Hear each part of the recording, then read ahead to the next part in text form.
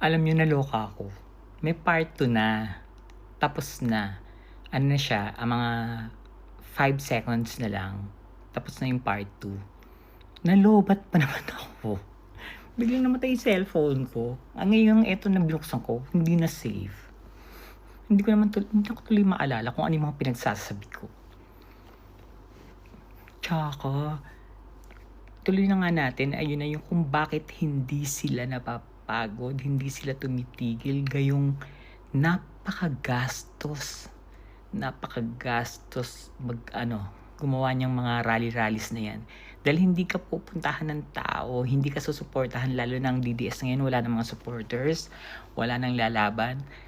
Magbabayad ka ng mga pupunta. Lahat yan bayad. Tapos bayad pa yung mga retired militaries.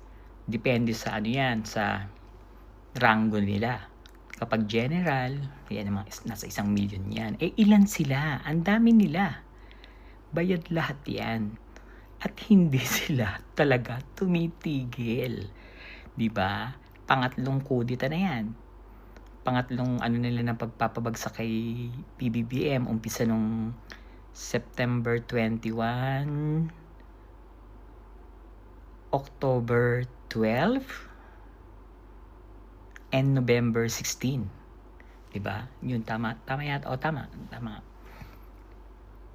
Magkano na nagagastos ng mga Duterte dyan? Pero hindi sila tumitigil. Kasi yun talaga din, bukod sa assassination na. Kasi nga, nabuking na yung assassination nila, nag-ingay tayo, na Muslim yung papatay, may suicide bomber, hindi nila yun tinuloy. Pero nandun yung mga Muslim. Hindi nila tinuloy, pati yung sa, rally ng INC, naging 2 days lang, di ba? Tapos nagsalita na si Aimee na bangag daw yung kapatid niya, nagda-drugs, ganyan, chururut, na ewan kadiri, mamaya na siya, hindi siya importante. Tuloy-tuloy. Ngayon meron silang meeting ng isang araw sa Samal Island. Katulad ng sinabi ko sa part 1, may meeting sila, yung Sara Armies. Kasi may bago na naman sila. Yung assassination plot, hindi nila yun titigilan. Pero kailangan ngayon kasi, mangyari yun nang hindi mag-iisip ang mga tao na sila yung gumawa. So, paano yun gagawin? O sige nga, tanong ko sa inyo, paano gagawin na patayin si BBM at iisipin ng mga tao na hindi sila yung gumawa? Ano yung idea yung naisip nila? Papagano patuloy yung kamay ko.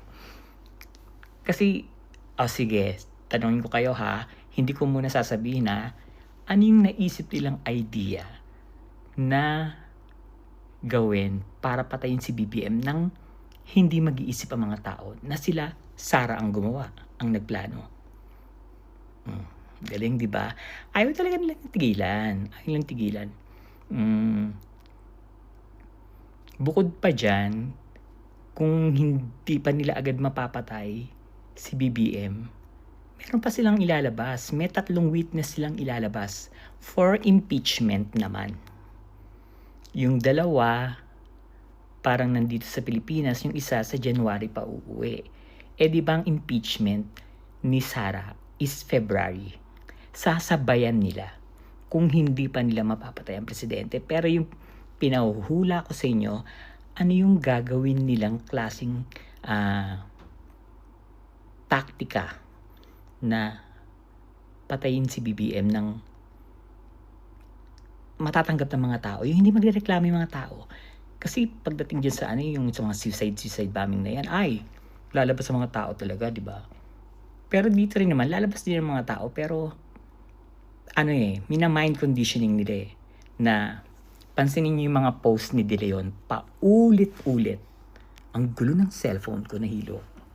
Paulit-ulit yung pinamumukha sa atin na kapag nawala ang presidente, ba't parang ang laki ng braso? Pag nawala ang presidente, ang daming pages sa Facebook na hindi naman mga political page. Puro si De Leon na nakapost na ano? Cons- constitutional kineso ang pag nawala ang presidente ay vice president daw ang papalit. Huwag mong ipamukha sa amin, alam namin yun, gago. Kala mo sa amin. 'Di ba? Alam namin yun na syempre kapag nawala ang presidente, vice president ang ipapalit. Pero ang gusto naming malaman, ba't ayaw niyong tumigil? Kung itinutulong niyo na lang sa mga nasalanta ng bagyo yung mga perang binibigay ni Sara dyan sa mga bobong generals na yan. So bakit kayo nakikialam?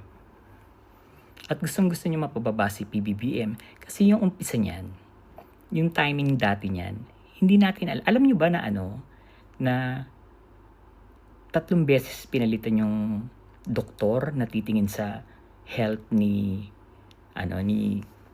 Digong kung fit siya para sa judgment na baka mamaya biglang atakihin.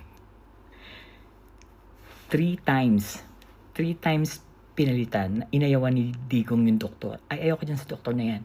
Tapos nasabi na naman lawyer, sige po, maghahanap ka sa ICC, hanap ulit kami ng doktor. Yan. After 1 week, magrarally sila. May rally na naman sila. Magdadala na naman ng doktor.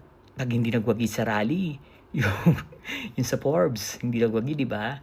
Dadala na naman ng doktor. Aayawan naman ng Digong. Yun yung time na kung nanalo sila mapababa si PBBM, itong huli, makakahabol pa sila dahil November 25 pa yung judgment. 24 pa lang ngayon. Kung nung November 17, napaupo si Sara, yung naka-ready na siya, nakabarong na siya. Diba? Ready na agad. Ataol na lang yung kulang. Nakabarong ka na, tapos ataol na lang. Higa ka na lang, diba? Kasi naka-makeup na siya. Ataol na lang yung kulang. Sorry po. Sorry ni Lord. Naka-ready na siya, nakala niya siya ng presidente. Pwede niya pang mahabol yung judgment ng ICC. Pero wala na. Hindi na umubra. Hindi siya nagwagi hindi sila nagwagi. Pero nagdadasal daw sila na sana yung judgment is yung ng ICC is maiba. Okay, go. Yun yung hinahabol niya. So, tapos na kay Digong. Wala na yun. Yung rally dahil kay Digong, kaya sila nagrarally. Alisin na natin yun. X na yun. X na pababain si BBM. Yung isa pang main nila na para pababain si BBM, syempre, yung iligtas yung mga nagnakaw. So, dapat sila PBBM, bilisan yung pagpapakulong dun sa mga sangkot sa flood projects. Maraming nagtataka bakit. Oo nga naman, si Chavit, parang duling ako. Kitty, ikaw ba yan? Si Chavit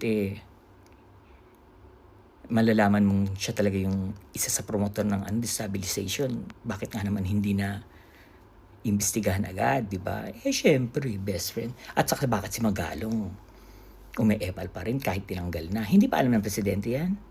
Wala ba nagsasabi na umeepal pa rin si Magalong?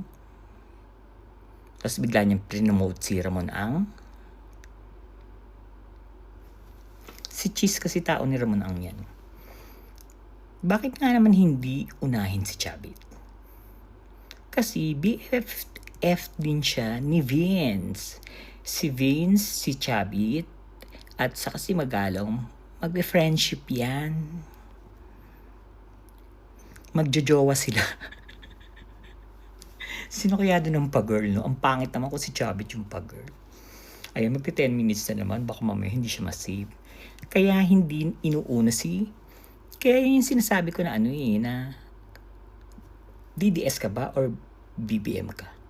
Diba? Bakit hindi mo unang pilayan yung pinaka-main, yung nagpa-fund, yung ang ingay-ingay sa social media, nakakala mo malinis siya.